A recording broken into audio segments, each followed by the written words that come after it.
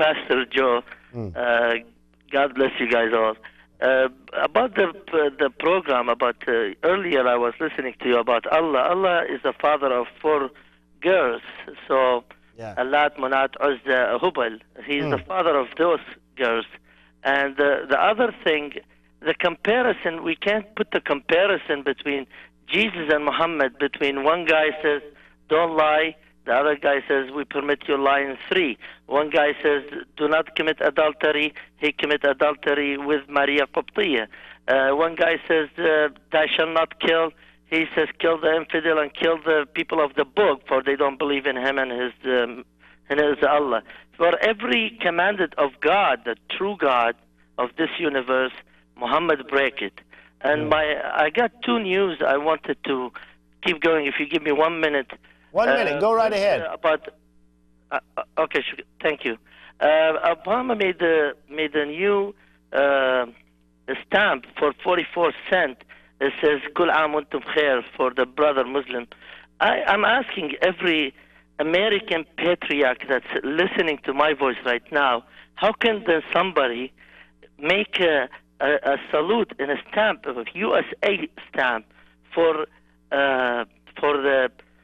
the Muslim? Did they forget Flight 103, World Trade 93, the Marine in Lebanon, the American embassy in Africa, the USS Cole, 911, all this? My friend, it's very simple. It's very simple. Muslim president, Muslim postage stamp.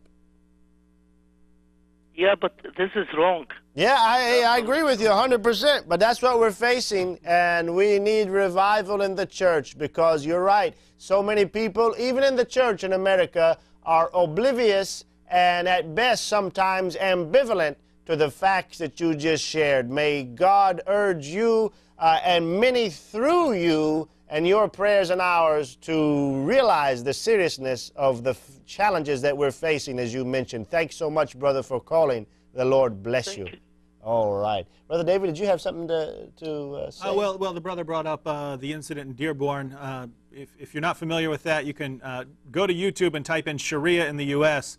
Or Dearborn, and this video will pop up. Basically, my friend Nabil asked a question at a Muslim booth that invited us to ask questions, and Muslims actually attacked us for it. Muslim security guards attacked us for it. Right here in the United States of America, attacked us physically for asking a question. They were kicking and tripping Nabil. They were slapping our cameras and things like that. We had the opportunity to prosecute 3 of the individuals, 3 of them where it was caught on tape that they clearly committed battery. We decided we're not going to press legal charges. We're quite happy to endure persecution and to expose Islam and how it tries to subjugate Christians and to reduce them to second-class citizens who have no right to even question Islam. We want to expose that, but as far as us taking you to court and sending you to jail, have to do something a little more than slap us. So maybe after the Muslims stab us or something like that, then we'll press charges. Well, think about if it was reversed. If Christians were in Dearborn and did anything to Muslims. I mean, look, tug on a woman's hijab. They're pressing charges. Pressing charges for tugging on a woman's hijab. Those poor Muslims, I tell you what. All right, let's take the next caller right now. Welcome, you're on the air with Jesus or Muhammad. Good evening. Good evening. Welcome to our program. Pastor Joseph, Brother David, Brother Sam on the phone, and your guest. May the grace of God, Jesus Christ, be with you all. And with you. Thank you. I have 2 points I always just like to comment on. Yes. First one is I want to say something to Brother Manu. Just like what God, Jesus said, open your eyes and open your heart. For his argument about what did Jesus Christ was trial for, in all 3 epistles, Matthew, Mark, and Luke, it says that the high priest asked him if he's the Christ, the Son of God, and he answered yes. Amen. And in St. John, even he was talking to Philip, and he told him, Philip, and he asked him, show us the Father, and he said, you have seen me, you have seen the Father. Right. this is the first thing I want to say to Brother Manu. Let me just say very quickly, tag on to that. Manu, and I have respect for Manu, but I do question whether or not he uses deception, because I think very clearly what you just said and what Sam said earlier in that great opening of the scriptures, that the New Testament clearly teaches that Jesus was in fact God. I think Manu knows that. I really do. And when he's put into a corner like Sam Shimon did, he runs from it and he says, oh, well, these books that you quoted, they must not be canonical, or tries to throw doubt upon them. So I believe that Manu believes what you just said is actually what the Bible teaches, and we're just going to pray as you did, that God will open his heart and eyes and to take what he knows the Bible teaches and actually appropriate it for himself in his heart. Go ahead with your second point. The second thing I want to talk about, I want to touch about, you talked about if the word Allah was used before Islam. Yeah. Well, as the previous caller was mentioning, that it was the father of the Lat and Uzzat and Manat, like he's the god of the Quraysh, of the the Jahiliyyah, the pagan god. Jahiliyyah, exactly. But at the same time, Muhammad was Makir, just like his god.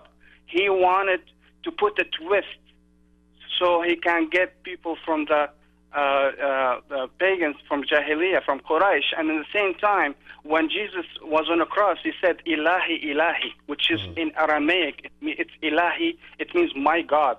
Yeah. And God's Ilah. So he just, and if he puts the al in the front, like as in Arabic, it becomes like al-ilah. So it's very close to Allah.